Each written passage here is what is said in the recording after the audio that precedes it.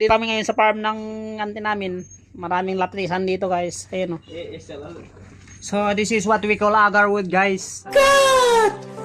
Wow! As you can see, this is the leaves of agarwood. And to make sure that this is the agarwood, I will show you on how to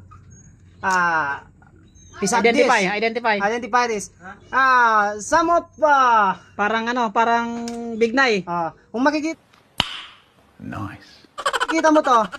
Kapag pupunitin mo siya ng paganyan, yan guys, napakadali. Yan. Yan ang bignay. Napakadali siya. Kahit anong dahon, pero ito is iba siya, kakaiba siya.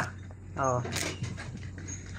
Tapos yung kahoy naman niya guys is parang Gimelina. Ito siya guys. Hindi ito. Ay. Ito guys oh.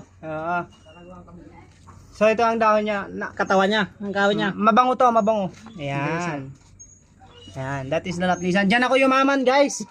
Dito ako yumaman. Di lang halata. Di lang halata. Ito yung kanyo. Ito yung hinog ng kano. Tingnan mo, hindi siya basta-basta napupunit. Ayan, oh, di ba?